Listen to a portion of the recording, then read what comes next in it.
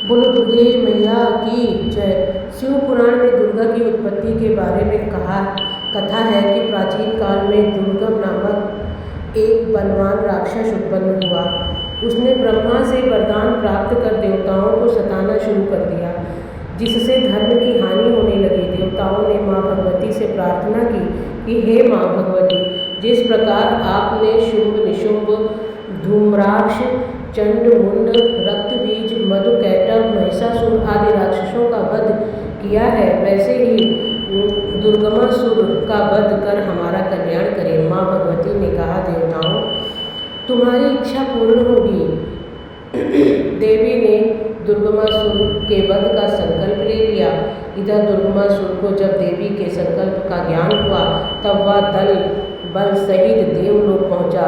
देवी भी इस असुर से युद्ध के लिए आ गई। दैत्य दुर्गमासुर ने सेना सहित माँ भगवती पर आक्रमण किया।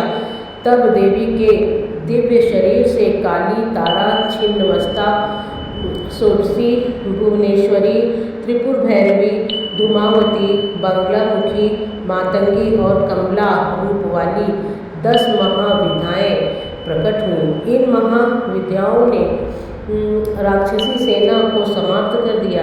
जब देवी ने त्रिशूल से दुर्गमासुर का वध कर दिया, तब देवी का नाम दुर्गा पड़ा। यहाँ भवानी का नाम शताक्षी और शाकंभरी भी है, जो अपने भक्तों की दुर्गति का नाश करने वाली हैं। इन्हें दुर्गा कहा गया। माँ दुर्गा की शक्तियों में 10 महाविद्याओं का उल्लेख सिर्फ इतना ही है।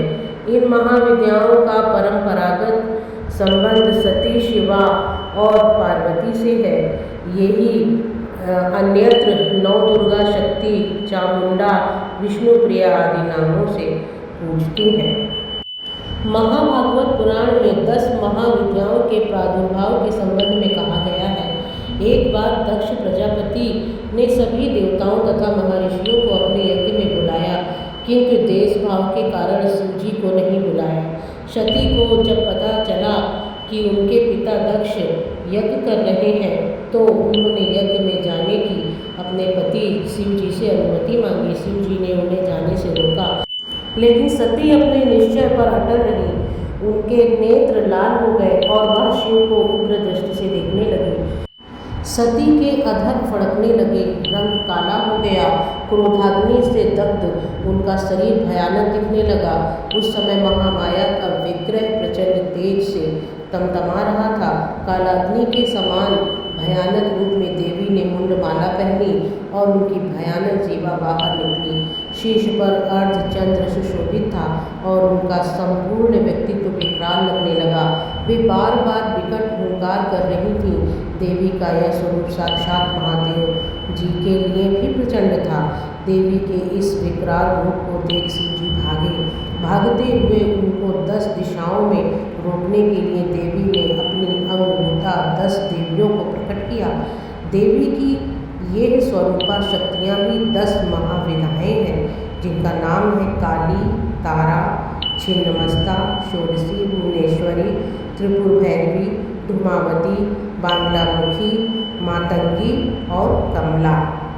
बोलो दुर्गे मैया की जय। श्री दुर्गा नवरात्र व्रत कथा। बोलो दुर्गे मैया की जय।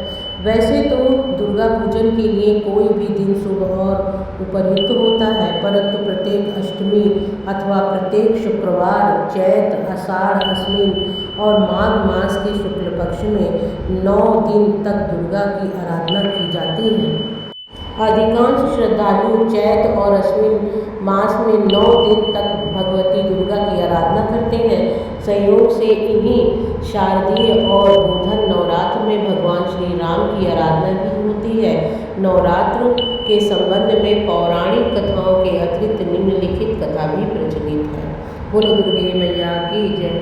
देवताओं के गुरु बृहस्पति ने एक बार ब्रह्मा जी से पूछा, हे ब्रह्मा, आप सभी शास्त्रों को जानने वाले हैं, आप कृपा करके बताएं कि माँ भगवती की प्रसन्नता के लिए किया जाने वाला नवरात्र व्रत क्यों किया जाता है? इस व्रत को पहले किसने किया था और इस व्रत का क्या फल है? श्री ब्रह्मा जी ने कहा, हे देवगुरु, आपने जगत के कल्याण के लिए यह अच्छा प्रश्न किया है। प्रत्येक वर्ष चैत, आषाढ़, अश्विन और माघ मास के शुक्ल पक्ष को नवरात्र व्रत किए जाते हैं। इन चारों में भी चैत और अश्विन मास के नवरात्र प्रमुख माने जाते हैं। इन नवरात्रों में व्रत करने वाले को सभी कामनाएं पूर्ण होती हैं। माँ भगवती की कृपा से व्रत, पूजन और कथा श्रवण के साथ दान पुण्य करने वाला मोक्ष का अधिकारी बनता है।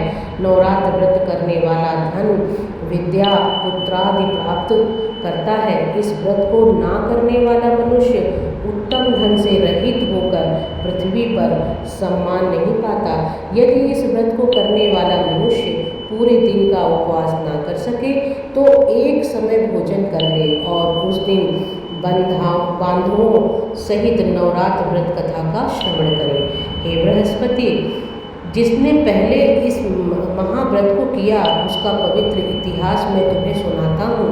इस प्रकार ब्रह्मा जी का वचन सुनकर बृहस्पति जी बोले, इस कल्याणकारी व्रत के इतिहास को मैं सावधान होकर सुन रहा हूँ, कृपया सविस्तार कहें। ब्रह्मा जी बोले, पीठत नामक मनोहर नगर में सुनाथ नाम का एक ब्राह्मण था। वह भगवती दुर्गा का परम भक्त था। उसके परिवार में सुमति नाम की एक अत्यंत सुंदर पुत्री पैदा हुई। वह कन्या अपने पिता के घर में शुक्ल पक्ष की चंद्रकला के समान बढ़ने लगी। उसका पिता प्रतिदिन दुर्गा की पूजा और होम करता था। कन्या भी नियम से पूजा में उपस्थित होती थी। एक दिन सुमति अपने सखियों के साथ खेल में लग गई और भगवती के पूजन में देर से उपस्थित हुई। ब्राह्मण ने समझा कि उसकी पुत्री की पूजा में रुचि नहीं है, वह अपना बनाव श्रृंगार ही जरूरी समझती है। उसने क्रोध में आकर सोचा, मैं इसे अब ऐसी जगह ब्याह दूंगा जहाँ इसका रूप रंग व्यर्थ हो जाए। यह सोचकर ब्राह्मण ने कहा, बेटी, तू मेरा कहा नहीं सुनती, तेरा बहुत बुरा होगा। पुत्री ने बड़ी विनम्रता से कहा, पिताजी, माँ मेरी रक्षक है, भाग्य का लिखा मिटता नहीं। पुत्री की ऐसी बात सुनकर पिता को क्रोध आया और पुत्री से कहने लगा, पुत्री, तूने ऐसी बात सुनकर पिता को क्रोध आया और पुत्री से कहने लगा, पुत्री, तूने भगवती का पूजन नहीं किया है। आज मैं पुष्टि और दरिद्री के साथ तेरा विवाह करूँगा। इस प्रकार कुपित पिता का वचन सुनकर सुमति को बड़ा दुख हुआ। वह बोली, पिताजी, मैं आपकी कन्या हूँ, सब तरह से आपके अधीन हूँ। जहाँ आपकी इच्छा हो वहाँ विवाह कर सकते होगा वही जो मेरे भाग्य में लिखा है। मेरा तो इस पर पूर्ण विश्वास है। मनुष्य अनेक मनोरथों का चिंतन करता है, पर होता वही है जो विधाता ने भाग्य में लिखा है। अपनी कन्या के ऐसे निर्भीक वचन सुनकर ब्राह्मण को और अधिक क्रोध आया। उसने अपनी कन्या का विवाह एक कुश्ती के साथ कर दिया और बोला, देखता हूँ कि भाग्य के भरोसे रहकर अब तू क्या करेगी। इस प्रकार पिता के कठोर व्यवहार को देखकर सुमति अपने पिता के साथ वन में चली गई। इस भयावह वन में सुमति और उसके पति ने एक रात कष्ट में बिताई। सारी रात वह दंपत्ति भगवती का ध्यान करता रहा। माँ बड़ी दयालु है। सुमति का दुख देख द्रवित होकर भगवती प्रकट हो गई। वह सुमति से कहने लगी, हे पुत्री, मैं तुम पर प्रसन्न हूँ, तुम जो चाहो वरदान मांग सकती हो। मैं प्रसन्न होने पर मनवांछित फल देती हूँ। इस प्रकार भगवती दुर्गा का वचन सुन सुमति ने पूछा, आप कौन हैं जो मुझ पर प्रसन्न हुई हैं? यह सब मुझसे कहें और अपनी कृपा दृष्टि से मुझ दीन दासी को कृतार्थ करें। सुमति का वचन सुनकर देवी बोली, मैं आदिशक्ति हूँ और मैं ही ब्रह्मा, विद्या और सरस्वती हूँ। मैं प्रसन्न होने पर प्राणियों का दुख दूर कर उनको सुख प्रदान करती हूँ। सुमति माँ के चरणों में गिर गई। उसने हाथ जोड़कर पूछा, हे माँ, किन कारणों से मेरी यह दुर्गति हुई है?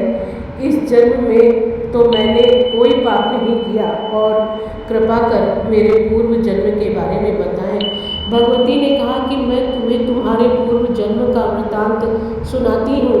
तुम पूर्व जन्म में निषाद यानी भील की पतिव्रता स्त्री थी। एक दिन तुम्हारे निषाद पति ने चोरी की। चोरी करने के कारण तुम दोनों को सिपाहियों ने पकड़ लिया और कारागृह में डाल दिया। उन लोगों ने तुम्हें और तुम्हारे पति को भोजन नहीं दिया। भाग्य से वह दिन नवरात्र था। नवरात्र में तुम्हें ना तो खाने को अन्न मिला और न पीने को जल। इस प्रकार 9 दिन तक नवरात्र का व्रत हो गया। हे सुमति, उन दिनों में जो व्रत हुआ उस व्रत के प्रभाव से प्रसन्न होकर तुम्हें उत्तम परिवार मिला था। उसी जन्म के व्रत के प्रभाव से मैंने दर्शन दिए हैं। अब तुम्हें मनवांछित वस्तु मिल रही है। तुम्हारी जो इच्छा हो सो मांगो। माँ दुर्गा के इस प्रकार के वचन सुन सुमति बोली, अगर आप मुझ पर प्रसन्न हैं तो हे माँ, कृपया मेरे पति का कोढ़ दूर कर दें। देवी बोली, उन दिनों जो तुमने जो व्रत किया उस व्रत के मात्र 1 दिन का पुण्य अपने पति का कोढ़ ठीक करने के लिए अर्पण करो। मेरे प्रभाव से तुम्हारा पति कोढ़ से रहित हो जाएगा। माँ दुर्गा की महिमा अपरंपार है। किसी भी जन्म में किया गया पुण्य, उनका नाम स्मरण, व्रत आदि भक्त को मनचाहा वरदान देता है। श्री ब्रह्मा जी ने कहा। देवी के वचन सुनकर सुमति बहुत प्रसन्न हुई। अपने पति को निरोगी करने की इच्छा से माँ दुर्गा को प्रणाम कर बोली, माँ तुम मुझ पर कृपा करो और अपने पूजन का फल देकर मेरे पति को निरोग कर दो। तत्क्षण ही सुमति के पति का शरीर भगवती दुर्गा की कृपा से कांति युक्त हो गया। पति की मनोहर देह को देख सुमति माँ की स्तुति करने लगी। उसने कहा, हे दुर्गे, आप दुर्गति को दूर करने वाली, तीनों लोकों का संताप भरने वाली, समस्त दुखों को दूर करने वाली, रोगी मनुष्य को निरोगी करने वाली, प्रसन्न होने पर मन वांछित वस्तु देने वाली और दुष्टों का नाश करने वाली है। सारे जगत की आप ही माता और पिता हैं। हे अम्बे, मेरे छोटे से अपराध पर मेरे पिता ने कुश्ती के साथ मेरा विवाह कर दिया था। आपने मेरा उद्धार किया है। हे देवी, मैं आपको प्रणाम करती हूँ। आपने मुझ दीन की रक्षा की। इस प्रकार वंदना कर सुमति माँ के चरणों में गिर पड़ी। बोलो दुर्गे मैया की जय। ब्रह्मा जी बोले, बृहस्पति, सुमति ने मन से देवी की स्तुति की थी, इसीलिए देवी बहुत संतुष्ट हुई। वह सुमति से बोली, हे पुत्री, तेरे उद्दालक नाम का अति बुद्धिमान, धनवान, कीर्तिमान और जितेंद्रिय पुत्र पैदा होगा। ऐसा कह देवी उससे फिर कहने लगी कि हे पुत्री, और भी कुछ तेरी इच्छा हो तो मांग सकती है। भगवती दुर्गा के वचन सुनकर सुमति बोली, हे दुर्गे, अगर आप मुझ पर प्रसन्न हैं तो कृपा कर मुझे नवरात्र व्रत विधि बतलाइए। हे दयावती, जिस विधि से नवरात्र व्रत करने से आप प्रसन्न होती हैं उस विधि और उसके फल का विस्तार से वर्णन करें। सुमति के वचन सुनकर देवी बोली, हे पुत्री, मैं तुम्हारे लिए संपूर्ण पापों को दूर करने वाली नवरात्र व्रत विधि बताती हूँ, जिससे मनुष्य पापों से छूट कर मोक्ष की प्राप्ति करता है। अश्विन मास के शुक्ल पक्ष की प्रतिपदा से लेकर 9 दिन तक विधि पूर्वक व्रत करें। यदि दिन भर व्रत ना कर सके तो एक समय भोजन करें। योग्य ब्राह्मण से पूछकर घट की स्थापना करें और वाटिका बनाकर उसको प्रतिदिन जल से सींचें। महाकाली, महालक्ष्मी और महासरस्वती की मूर्तियां बनाकर नित्य विधि विधान सहित पूजा करें और अर्घ्य दें। बिजौरे के फूल से अर्घ्य देने से रूप की कांति होती है। जायफल से कीर्ति और दाग से कार्य की सिद्धि होती है। आंवले से सुख और केले से आभूषण की प्राप्ति होती है। इस प्रकार फलों से अर्घ्य देकर यथाविधि हवन करें। खांड, घी, गेहूँ, जौ, तिल, बिल्वपत्र, नारियल, दाख और कंदक से हवन करें। गेहूँ से होम करने से लक्ष्मी की प्राप्ति होती है। खीर से परिवार वृद्धि, चंपा के पुष्पों से धन और सुख की प्राप्ति होती है। आंवले से कीर्ति और केले से पुत्र प्राप्त होता है। कमल से राज सम्मान और दाखों से सुख और संपत्ति की प्राप्ति होती है। खांड, घी, नारियल, शहद, जौ और तिल, इनसे तथा फलों से होम करने से मनवांछित वस्तु की प्राप्ति होती है। खांड घी की प्राप्ति होती है। व्रत करने वाला मनुष्य इस विधान से होम करने के पश्चात आचार्य को अत्यंत नम्रता के साथ प्रणाम करे और यज्ञ की सिद्धि के लिए उसे दक्षिणा दे। इस महाव्रत को पहले बताई हुई विधि के अनुसार जो कोई करता है उसके सब मनोरथ सिद्ध हो जाते हैं। इसमें तनिक भी संशय नहीं है। इन 9 दिनों में जो कुछ दान दिया जाता है उसका फल करोड़ों गुना मिलता है। नवरात्र के व्रत करने से अश्वमेध यज्ञ का फल मिलता है। नवरात्र में भगवती के पूजन हवन की यह विधि जान सुमति प्रसन्न हो गई। हे देवगुरु बृहस्पति, संपूर्ण कामनाओं को पूर्ण करने वाली इस उत्तम व्रत को तीर्थ, देवी मंदिर तथा सुविधा हो तो घर में ही विधि के अनुसार करें। कवच, कीलक, अर्गला स्रोत का पाठ करें। हवन पुराण पाठ के साथ भगवती का पूजन करना चाहिए। नवरात्र व्रत की विधि और फल बताकर देवी अंतर्ध्यान हो गई। जो पुरुष या स्त्री इस व्रत को भक्तिपूर्वक करता है वह इस लोक में सुख पाकर अंत में मोक्ष की प्राप्ति करता है। बोलो दुर्गे मैया की जय। प्रिय भक्तों, इस कथा के समय यदि हमसे जाने अनजाने कोई गलती हो गई हो तो इसके लिए हमें क्षमा करें। जय मां, जय।